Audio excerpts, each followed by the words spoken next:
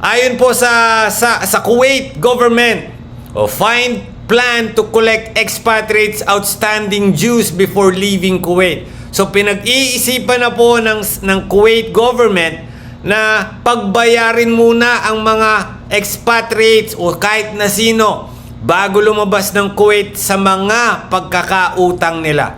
Well, according nga po sa isang informed security sources, the first Deputy Prime Minister and Minister of Interior, Talal o Sheikh Talal Al-Khalid, has directed the ministry's leaders, each according to his competence, to coordinate and cooperate with the ministries and state agencies regarding po sa pagkolekta ng mga financial na pagkakautang ng mga expatriate o ang mga bisita bago sila palabasin ng bansang Kuwait.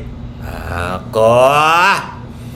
So kung may utang ka sa car loan, for example, nag-loan ka, may utang ka sa telecommunication, SIM card, may utang ka sa tubig, may utang ka sa bahay, may utang ka sa kuryente, nako, hindi ka mai-issue ng visa kapag may pagkakautang ka. They have explained that the minister asked the relevant security leader to develop a mechanism and a vision about the appropriate ways to collect these funds so that the appropriate decision in this regard can be taken. The concerned security leaders, in coordination with the state ministries and agencies, are currently discussing the appropriate procedure for collecting the dues owed tama ba? By the expatriates and visitors. Alam mo, pwede lang gawin dito. Parang sa Saudi di ba sa Saudi, lahat ng transaction mo under your ikama.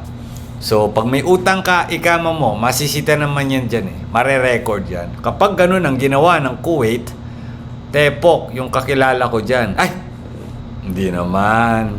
Yo, kamusta mga kababayan? This is Story Anyone. Problemado ka ba dahil kailangan mong kumuha ng mga documents sa Pilipinas pero wala ka mapakisuyo na kamag-anak mo?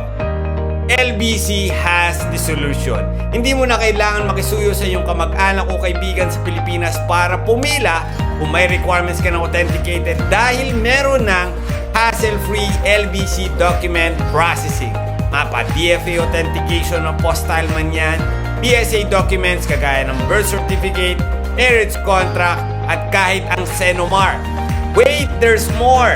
Pwede rin silang mag-process ng inyong NBI clearances, PRC requirement na kailangan ng ating mga healthcare workers sa Saudi Arabia, at ang good standing certificate.